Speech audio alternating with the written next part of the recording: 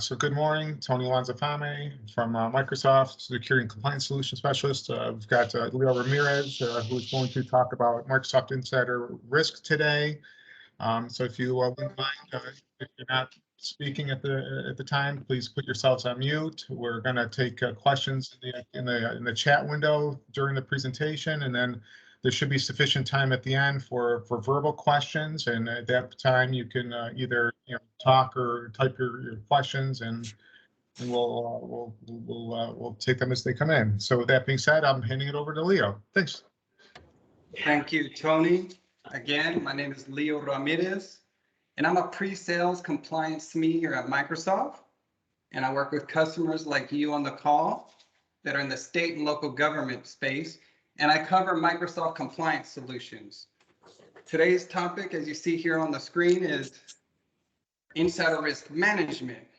And I can tell you that this solution has come a long way since it's been released.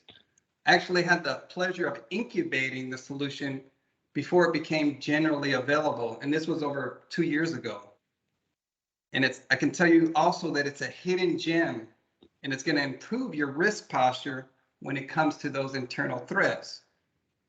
Because naturally, we all want to trust employees, but as you all know on the call, there are some valid concerns for threats in this area. So I'm excited to show you how the solution works, but even more so, how it's relevant in the public sector. So let's go ahead and get started. We see here, there's a number of reasons why identifying and managing insider threats is not an easy task. One of the key factors is trying to find a balance between the insider threats, but still promoting a culture of trust and collaboration. Also, the need to have a tool that can quickly identify those internal threats, because as we all know, data is growing constantly. There's so many platforms for email, chat, text messages, just a number of various sources. And companies are looking for a solution that different teams like security, HR, and legal, they can collaborate and communicate together on these insider threats. They also need a solution that's easy to use and easy to configure. And they need to know where their sensitive information lives and how it's moving, whether it's inside or outside of the organization. Many companies have fragmented solutions, and this complicates things, having all these endpoints and multiple solutions. But why is this important to you and me? Let's see. These are a few recent articles that I've captured from a well-known cybersecurity magazine. Take a look at the title. The biggest cyber threat isn't hackers, it's insider threats. Does that sound unbelievable to you? All right, the article mentions that some insider threats are related to users that are disgruntled or unhappy. Worst case scenario, some are looking for an opportunity to gain financially. On the other hand, some of these incidents, they're related to security fatigue or negligence. But notice what it says here in the conclusion of the article. I'm going to read this to you. Enterprises need to set up a threat management program that combines people, methods, and technology to identify potential threats and prevent incidents within the organization. Only then can we hope to reduce the losses caused by insider threats. Remember this, please, because during the demo, you're going to see how Microsoft Insider Risk Management can solve this problem. Over here, we see other examples of how much insider threats can cost. Negligent employees or contractors, they're creating the highest financial burden. We also see that the longer it takes to contain an incident, the more it costs. And we're not talking hundreds or thousands of dollars, we're talking millions, right? And because I like to keep things practical, let's see an example in the state and local government space of insider threat. This is an article that I got from the Washington Post back in November of 2021. Here, I've redacted some names of cities, states, and even people because I'm not trying to draw attention to them. I just want to show you what can happen in a government agency. Notice here that a government official, aka insider, helped an outsider gain access to the environment. Coming down here, was later distributed at a convention. Let's move on. Now, during the course of all this, let's notice that there was some evidence that was left behind. Someone swiped a security badge that got them access to the 5th floor multiple times. During the same time frame, data was allegedly leaked. Moving down here, we notice there are some related events and data was copied without authorization. Again, this is just one real world example in the government space as to how insider threat looks. Now, I know there's probably somebody on the call by now saying, this is why I have a DLP solution, or this is why I'm looking at a DLP solution. All right, well, DLP, good to have, hands down. But with DLP, you get what happened piece by piece, or like you see our friend here, he's looking at a film frame by frame. All of this is helpful, but looking at alerts or incidents like this can be time consuming, and still you're missing pieces of the story. And honestly, honest question to the admins out there. When you get those DLP alerts that you're currently monitoring, what are you doing with them? What kind of actions are you taking to address and remediate those risks? All right, let's look at data loss prevention and insider risk management side by side. DLP focuses on content, while insider risk management focuses on the user. DLP identifies risks on a transactional basis, while insider risk management solution correlates signals that are coming from Exchange, SharePoint, Teams, devices, other platforms, on-prem, and puts these all together, ties the story, and stitches it together that helps it, I think somebody's off mute, that makes it easier for teams to collaborate and investigate those risks to reduce the time to action. Some of the examples of DLP are like blocking printing of Word documents that have credit card numbers, or maybe auditing some copies of PDF files. But with insider risk, policies can be created for departing employees who are taking sensitive content upon departure. So just a comparison between these two solutions to see how much more value you get with insider risk management. Now, let's move on to show you how insider risk management can help even further. All right, say an employee recently received a negative performance review. This is what we call a triggering event in insider risk management. But what if you need to look back 90 days, what this employee was doing before this triggering event? Or what if you need to look 30 days beyond after this event occurs?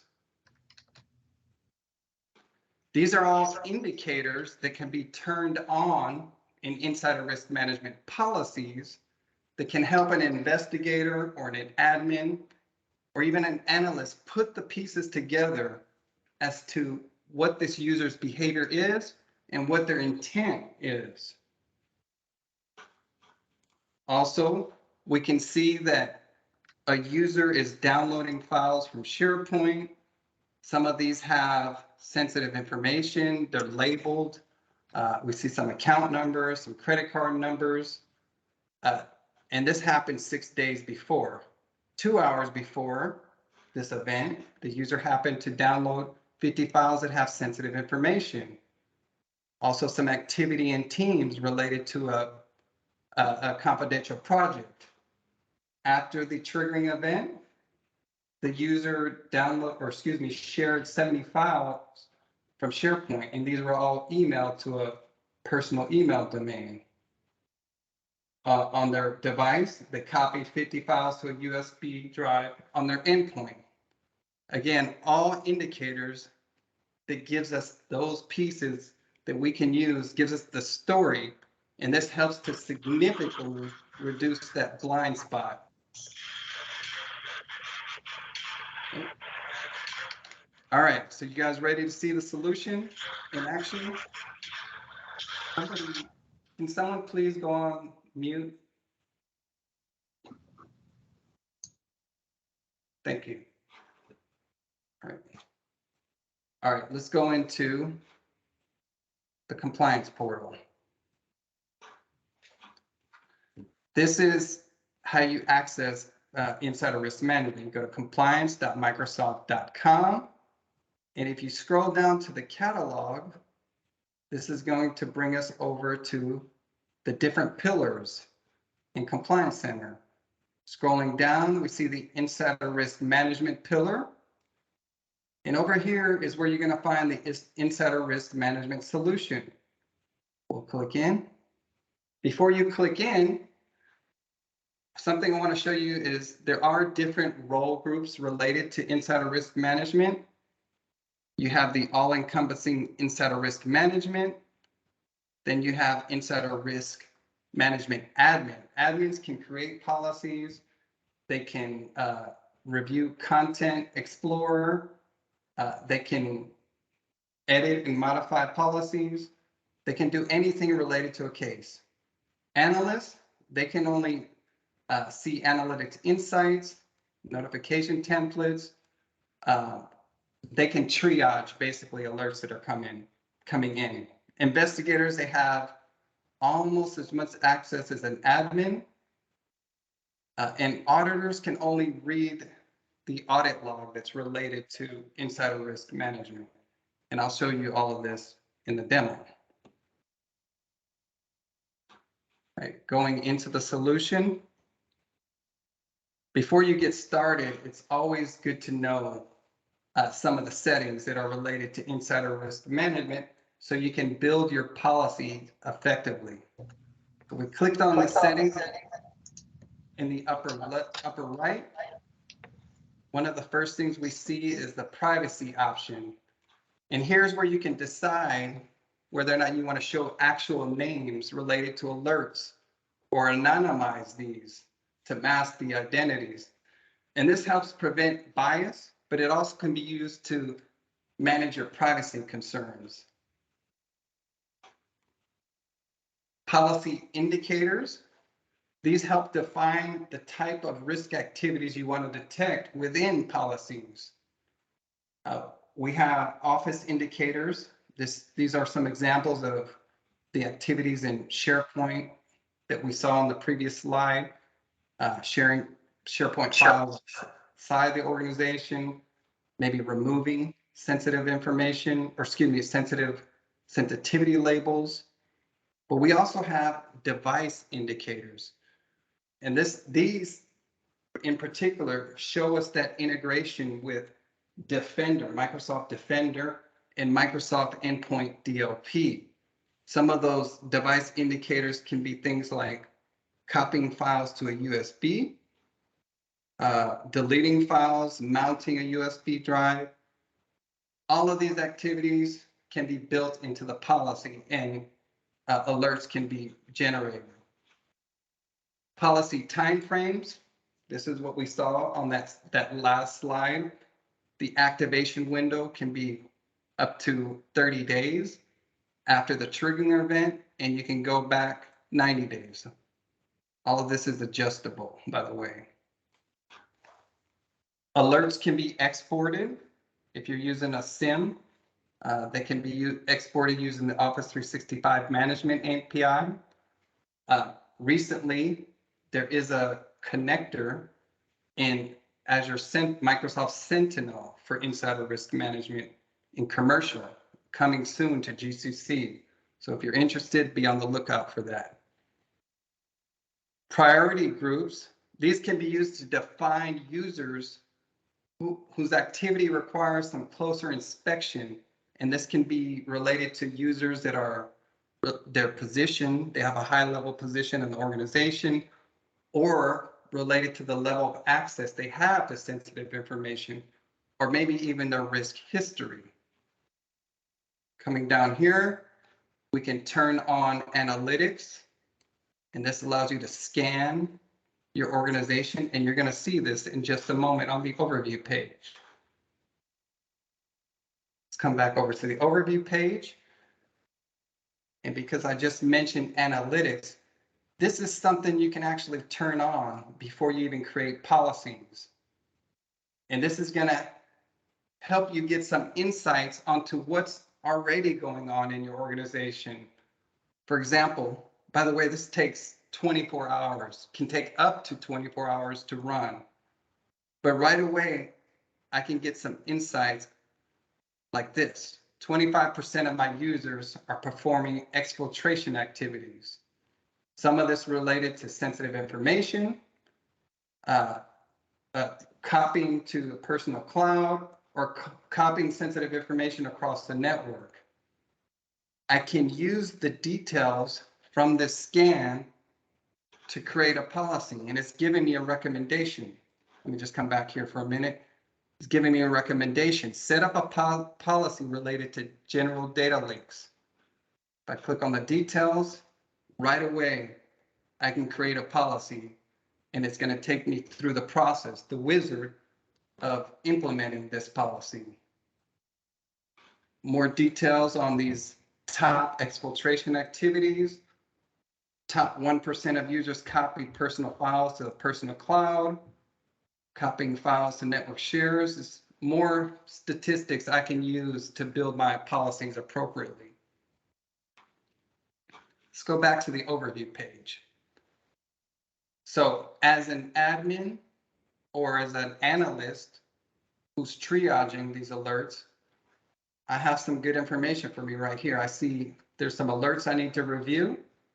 If I click on Manage Alerts, it's going to bring me over to this tab to review those alerts. I can also see any active cases that are currently open.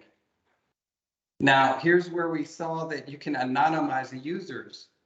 So the SOC analyst, he can actually see who's generating these alerts, which may be exactly what you want in your organization. You only want HR or risk manager or risk officer to see, or even your legal team. Well, we can configure it that way. So we can see these are anonymized. We can see policies that have the most activity. Let's go ahead and start triaging these alerts as an analyst. Right on the reports page, I see some top alerts that need review, and these are in high, medium, or low status. So click showing the alerts down here. I see that there's one that's already been confirmed. There's one that's low, and there's a couple that are high and medium. Now I'm going to go for the high as an analyst because this is the one that's most likely to have activities that need to be escalated. So clicking in here as the analyst, I get details, what's triggering the event, when this activity started generating. I see that this started on October 27th, 2021, and the severity level is 75 out of 100. I scroll down, get more insights. Some of the content that was detected for this particular alert are related to sensitivity labels. There are also 23 that have sensitive information types, and these include Social Security numbers, medical terms and conditions, also some keywords that I'm monitoring. I see the top SharePoint sites that are related to this alert. and sites that have sensitivity labels, and even external recipients that are related to this specific alert, and domains as well. Scrolling back up, I can go over to the Activity Explorer tab, and this is going to give me, as an admin or an analyst, a curated timeline as when these activities started happening. Looks like the first exfiltration activity was on October 19th, 2021, but it has a risk score of 5 out of 100. This may not be anything serious, but if I click on the event, let's see, file shared externally from SharePoint. And it looks like it may have some sensitive information in it. But this is probably only generating 5 out of 100 because it's one event. But if I go to this particular exfiltration activity, file transfer to network drive, I see there's 6 events. 6 events for transferring to our network drive. 4 of those contain sensitive information. Clicking here, let's see what comes up. These are all worth looking into. I see there's confidential files in this PDF, but me as the analyst, I can't actually see what's in these files. Only the insider risk admin can actually drill into these in the Content Explorer, which we'll see in a minute.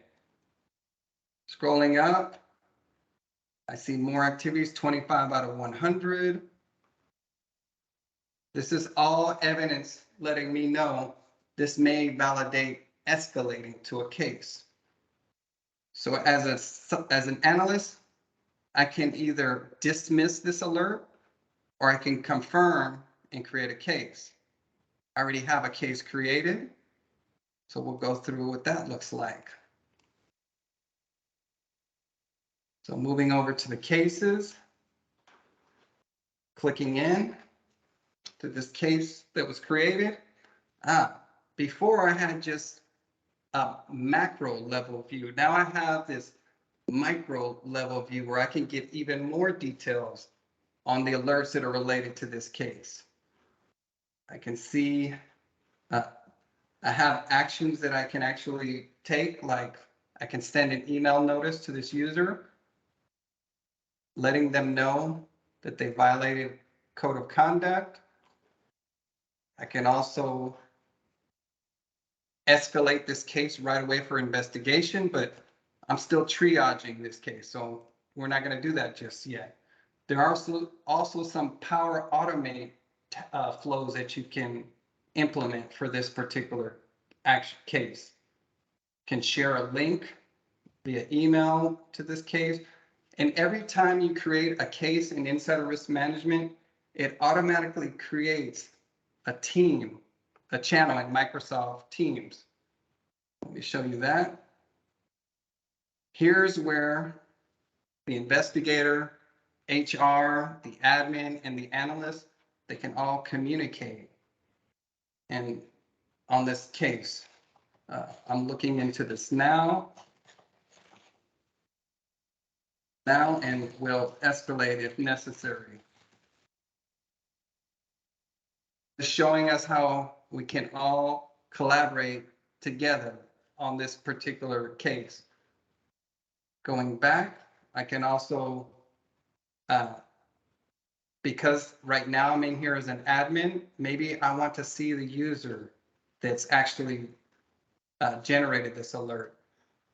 I can click Manage Pseudonymize, turn this off, and this may take a moment to update. But now I can see the actual user that generated this alert.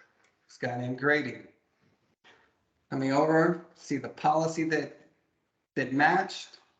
Again, more details on the top labels, sensitive information types, detail that we saw before in the alert. The alerts This is just going to show us the alert that we escalated. Now let's get to the good stuff. This is the user activity tab where I get this nice looking chart. I can click on these bubbles and they're all related to different activity types that are indicating that this is an insider threat.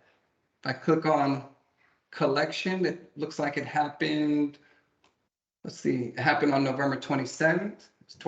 It has a risk score of 75 out of 100. I can actually click on these events and explore the content. And that's going to take me to the Content Explorer portion. That's another tab in the Insider Risk Management, inside the case, actually. And I can further validate as an admin that this is sensitive information and decide whether or not I want to escalate this case or not. Go back over here. Go back into the case. It also appears here. So you can just go from left to right. And you can filter. Say I want to filter this by risk score. Start high to low. Those are my focus areas. Once I'm satisfied that this is more than likely an insider threat, one of the actions I can do is escalate this for investigation. And this is going to escalate it to our advanced e-discovery solution that's also in the Compliance Center. I can name the case. Today's date.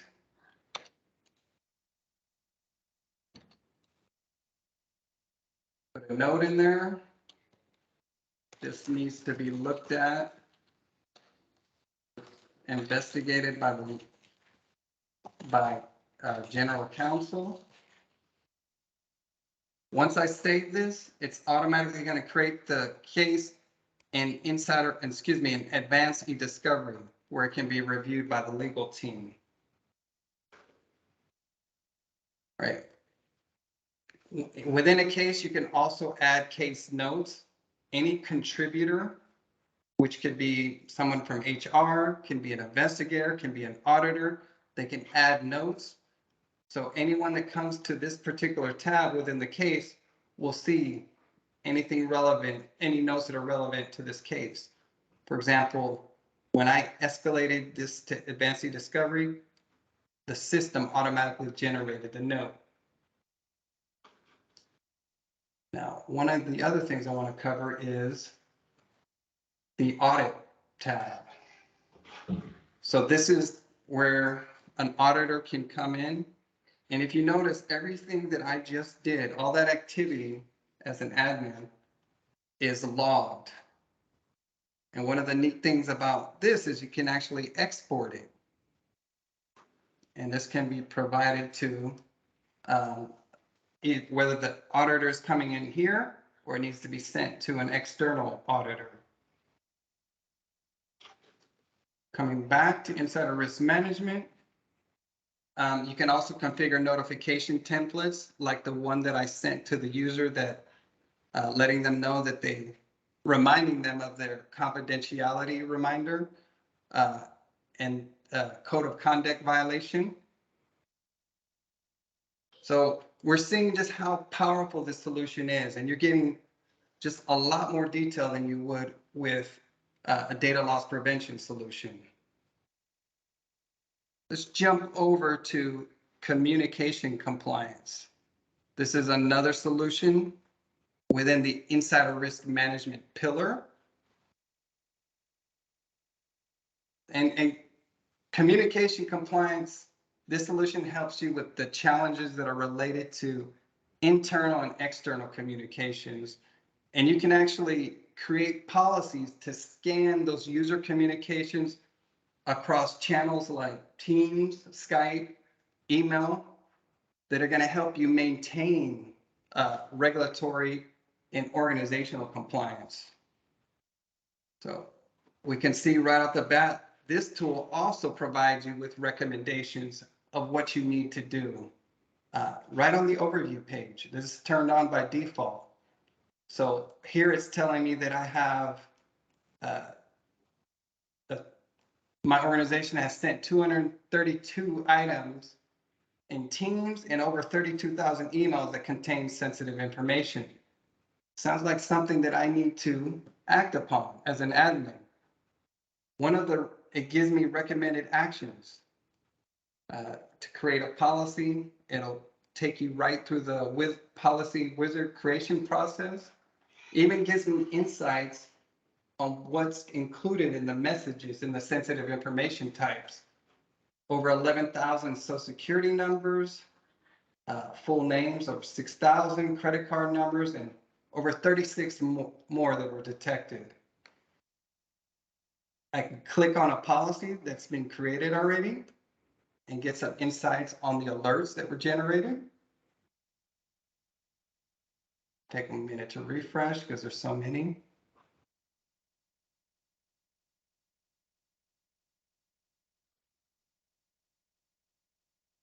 All right, here I see a little bit of an overview of users with the most policy matches.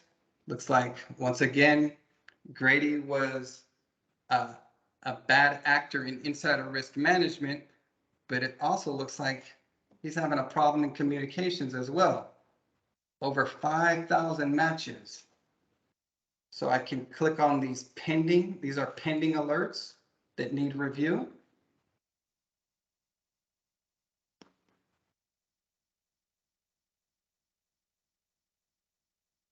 So clicking into any of these messages, these are some emails, and the solution conveniently threads those. If they're emails, they'll be threaded together, and if they're chats, you can also, those will also be threaded together. We can take actions like resolving. We can notify the user with a notification template. We can also tag this, similar to what can be done in advanced discovery. And then we can do things like export only things that are tagged. And similar to insider risk management, alerts can be escalated. They can be escalated to managers, but they can also be escalated for investigation in advanced discovery. So here again, we're seeing that all of our solutions are integrated, giving you more value of these things working together and simplifying those processes. You can also annotate.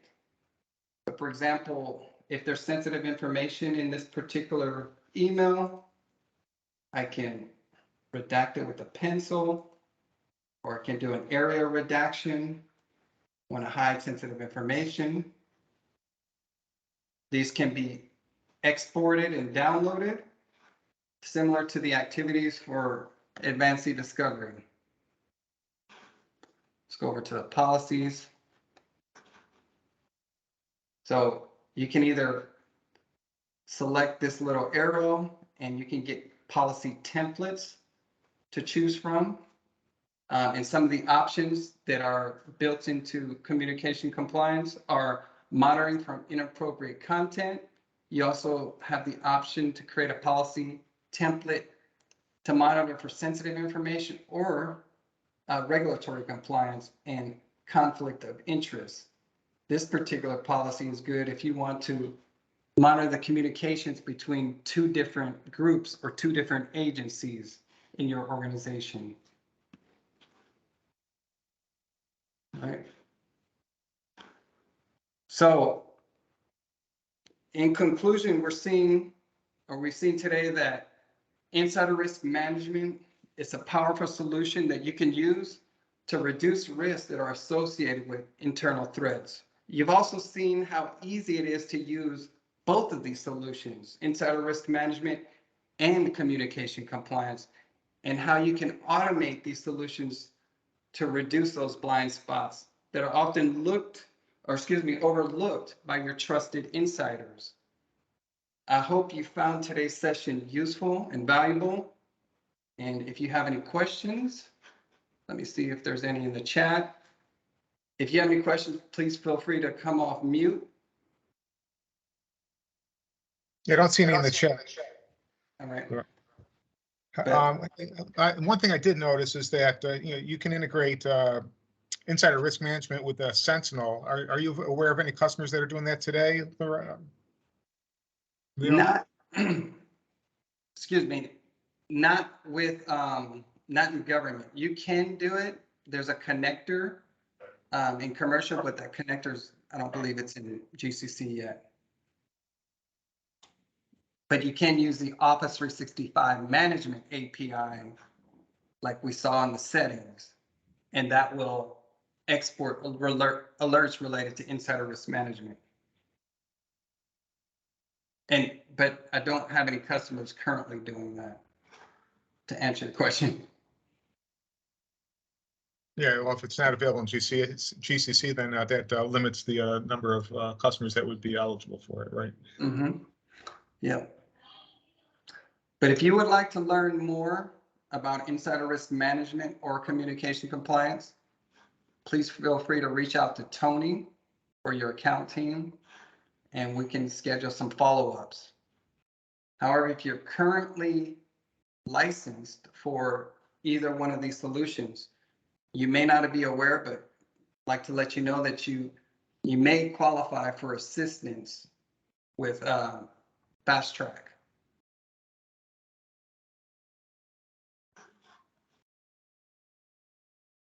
Leo, we do have a question in the chat window. Mm-hmm. Is this currently available, Jeffrey? Is this currently available within our tenant, or would it need to be acquired separately? Also, the follow-up, or can any of this data be exported, sent? Yes. So, Jeffrey, you'll have access to it only if you're licensed for it. For example, you won't be able to open insider risk management if you don't have one of the compliance SKUs, the advanced compliance SKUs. And to answer your second question, yes, you can export it to your third-party SIM solution. Again, using the Office 365 management API. And I can send you a link to that. And the recording is available on YouTube, as Tony mentioned. That's not the link.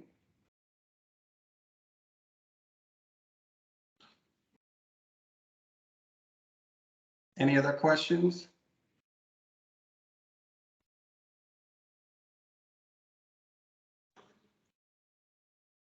All right. Thank you for joining, and look forward to the next session. The next session is going to be on information governance and records management. Next week, same time, same back channel. Thanks, Leo. Great job. Thank you. Thank you. You're welcome. Thank you. Have a good day, everyone.